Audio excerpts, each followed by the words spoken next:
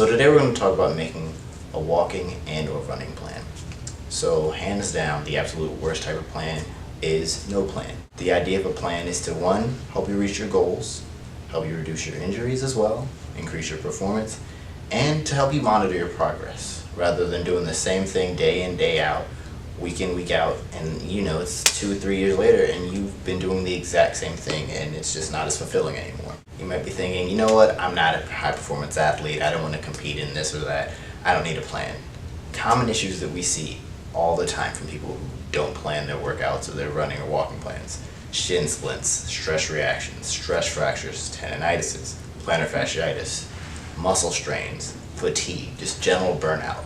Now that sounds like a really long list. That's the short version. The best way to keep yourself active and to keep yourself healthy is to plan everything out. And even if you do stay healthy, that fatigue or that burnout is something that you probably experienced if you've ever set a New Year's resolution and 2 or 3 weeks later you realize, you know what, I was a little too gung-ho saying I was going to exercise 2 hours a day, 7 days a week. So planning things out and being realistic with yourself is the best way to make sure that you start doing this and continue doing it. Before you start any long-term or short-term exercise program, walking program, running program, I recommend that you talk to a medical professional and make sure that is appropriate for you and your specific condition.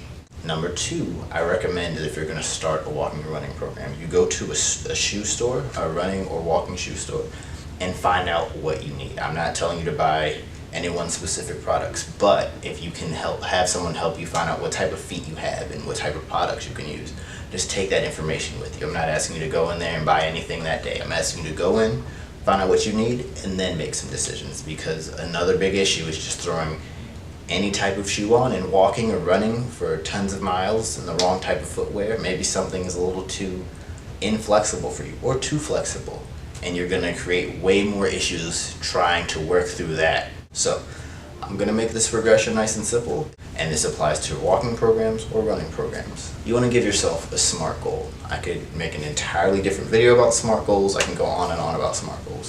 SMART is an acronym. It means specific, measurable, attainable, realistic, and time-oriented, time-specific. So, number 1, you want to be very specific with your goal. You don't want to say something like, I want to walk more. What does that mean? Or I want to run more. What does that mean?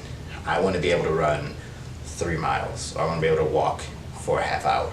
Okay, that's specific. To be specific, you need to be able to measure it, whether you measure that in time, distance. In somehow, way, shape, or form, you need to be able to measure your goal. That's the only way you're going to be able to know if you are achieving it or not. Number 3, attainable. You need to make sure that you can actually complete your goal. And attainable and realistic pretty much go together. I'm not going to tell myself, you know what, I want to go to the Olympics and do the freestyle and swimming next time it comes around. That's not going to happen. I can work as hard as I want to. I know that is not an attainable or realistic goal for me. So I'm not saying not to aim for the stars, but the easiest way to send yourself on a path of an early defeat or to give up is to give yourself a goal that is just far too big too early. Now, if you want to lose 100 pounds, perfect. Put that out there. That's going to be one of your long-term goals. But short-term, say, okay, you know what? I'd like to start by losing 5 pounds, 10 pounds, 20 pounds. Something that is going to seem way more attainable to you in the short term, because once you make that, it's going to keep pushing you to set another SMART goal. Time specific.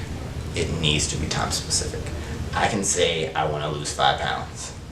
There's a big difference in me losing 5 pounds in the next 2 weeks, next month, or the next year.